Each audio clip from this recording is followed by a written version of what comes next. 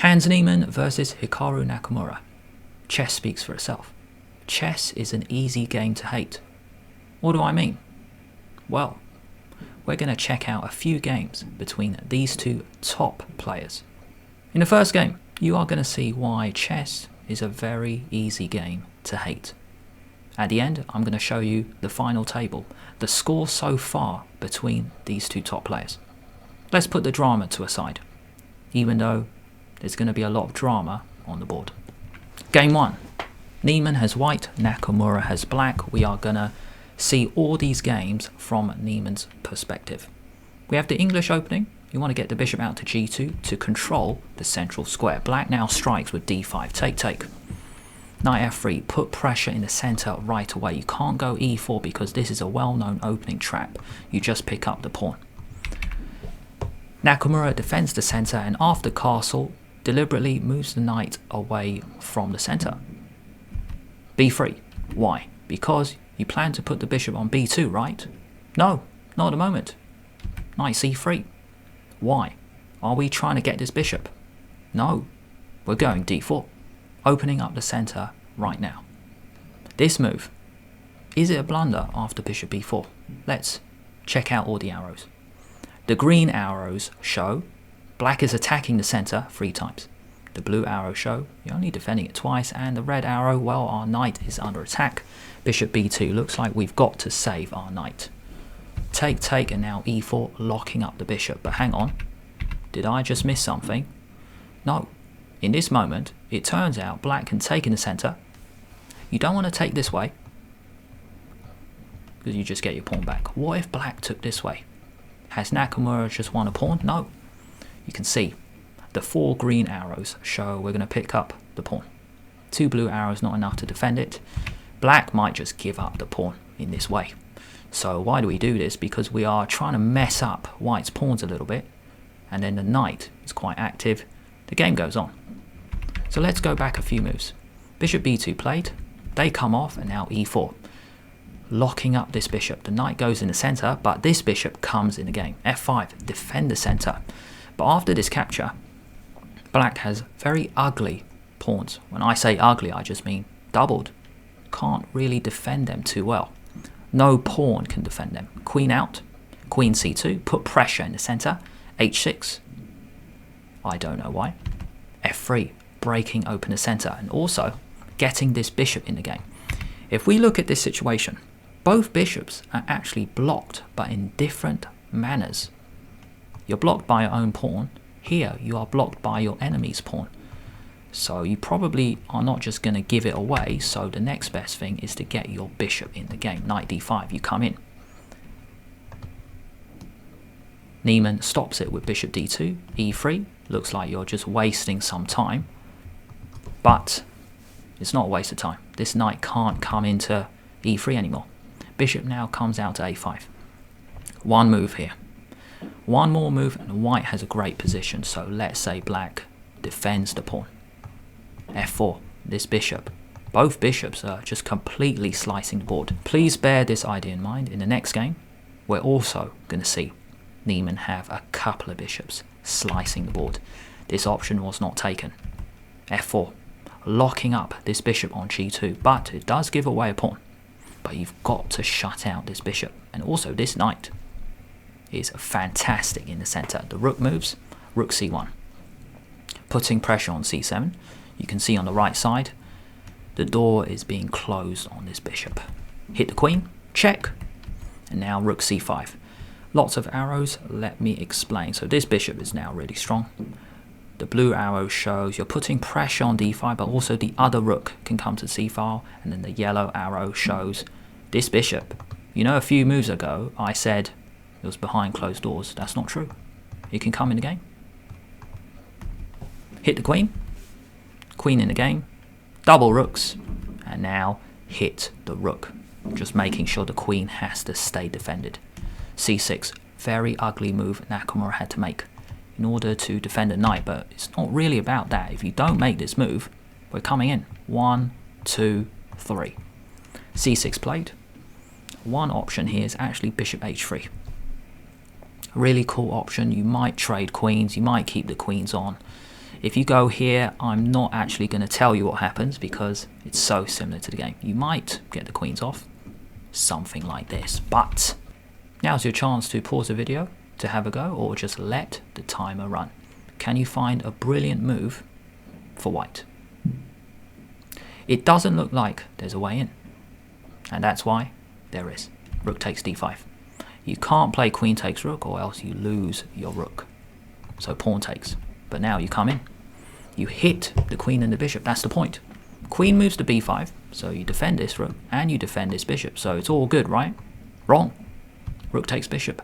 Deflection tactic. Queen takes bishop. Didn't want this one. Check.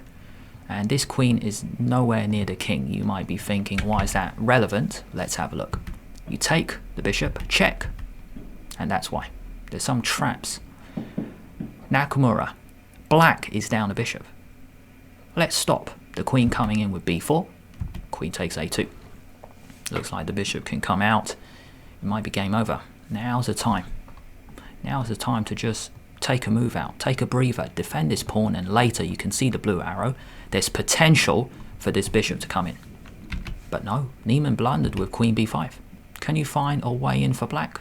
Chess speaks for itself.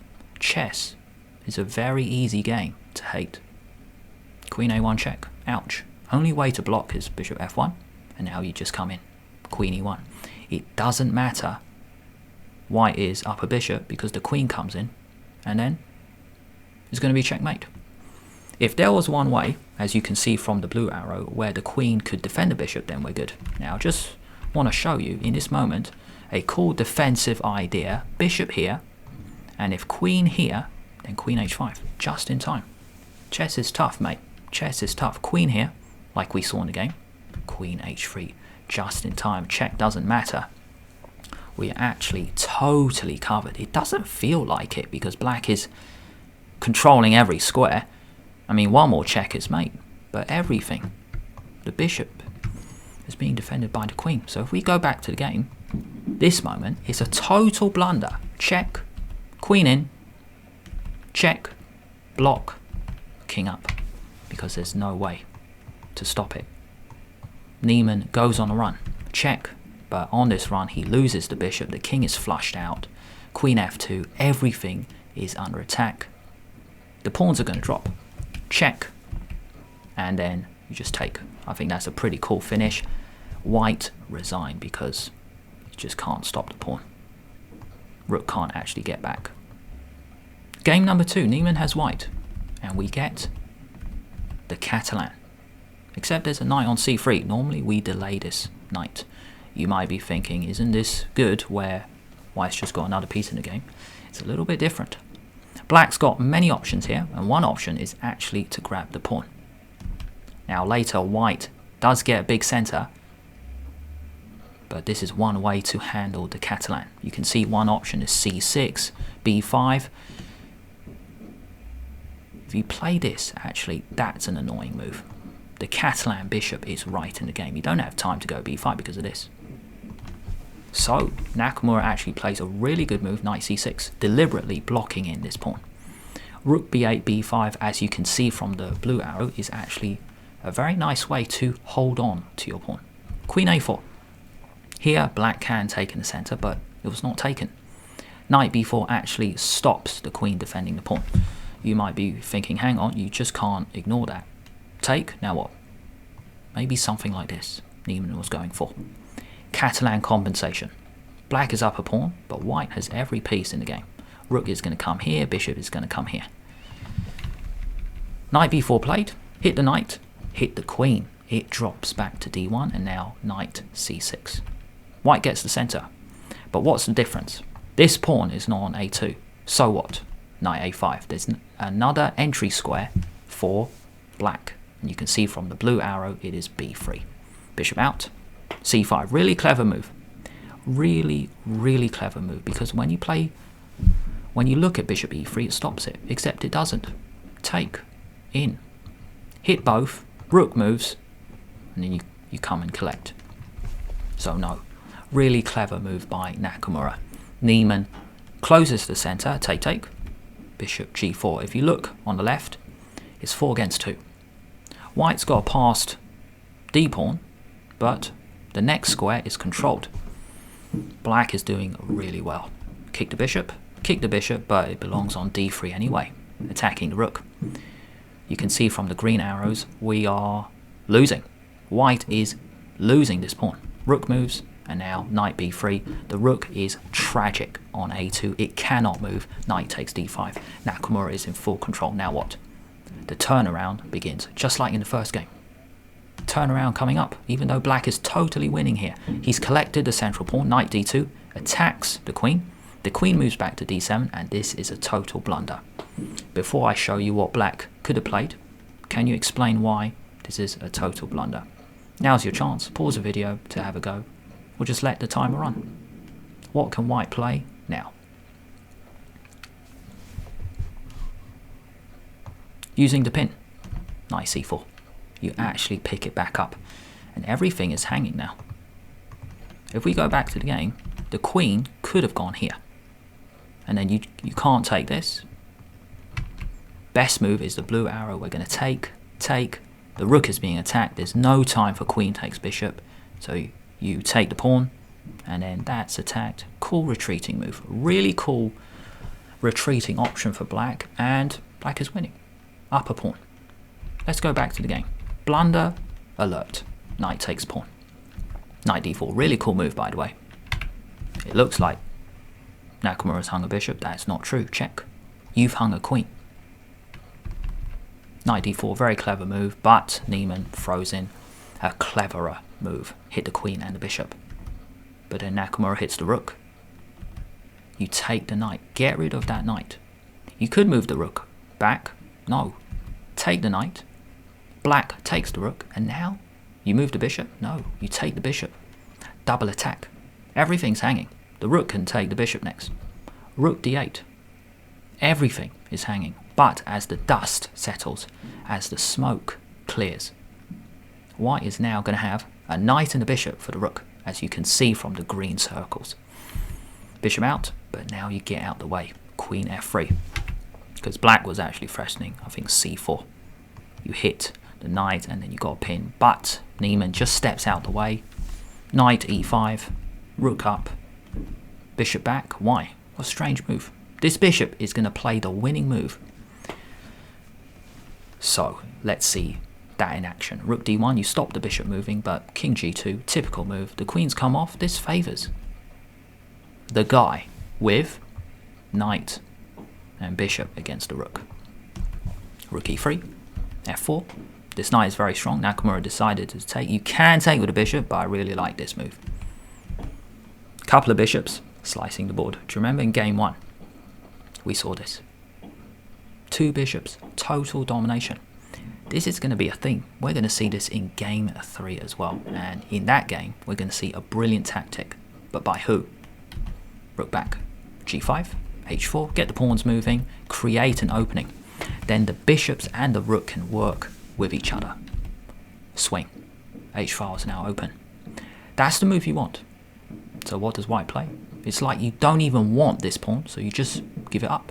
You jettison it. e6. Take. Bishop in. Game over.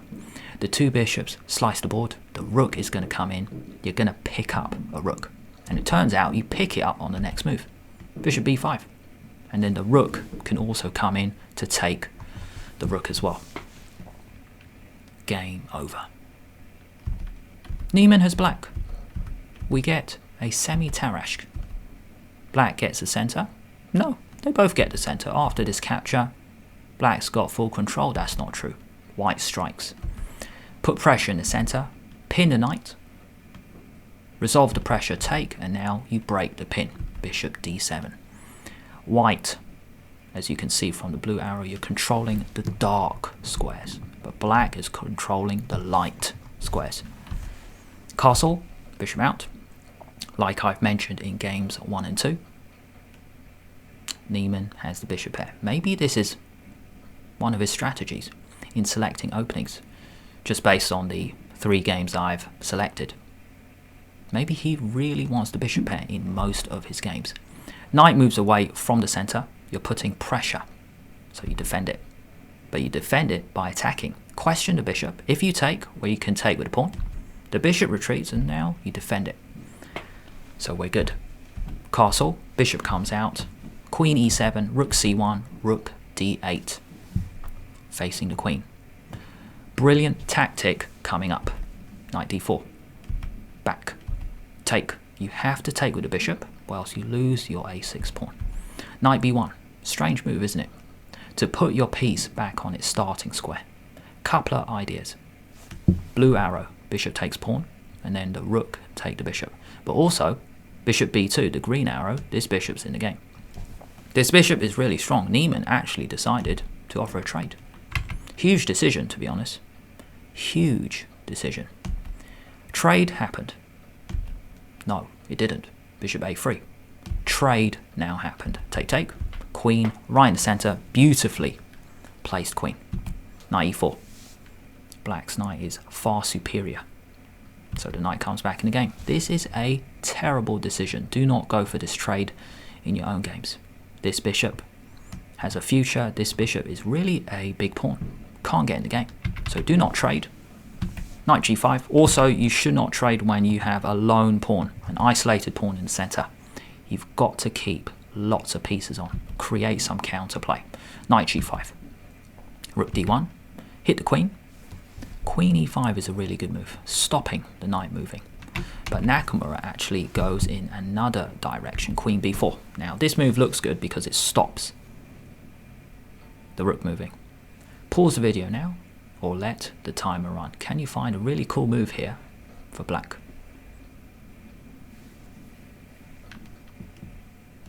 d4. This move looks impossible, as you can see from the green arrows.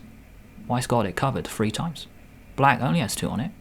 So how is this move possible? Tactics. Tactics. That's the spot. You might be thinking, what on earth does that have to do with anything? You can now take. Impossible. You got 2 on it and you can still take it. This move loses. Why? Can you see a brilliant move for black? 3 seconds. Queen g5, double attack. You attack g2, you attack the rook. You can't defend both. There's no good move to actually defend against both threats. You're losing. So this is the tactical motif he missed. Knight takes d4, bishop moves out the way. Final moment, guys. Final moment. Pause the video now. Black to move and win. Knight f3 check. Thank you very much. You can move the king, it doesn't matter. It's the same next move, as you can see from the blue arrow. Bishop takes. And you can see from the yellow arrow, the plan is to pick up the queen. Check. Game over. The queen was hanging. Let's show that again. Knight check. Take. If you don't take, doesn't matter. I'm still going to take the rook and then the queen anyway. Check. Game over. Before we see the final score between them, let me know in the comments. What was your favourite game? Game number 1, where it was this crazy game where the bishops dominated the position, and then, chess is tough, the queen actually snuck in.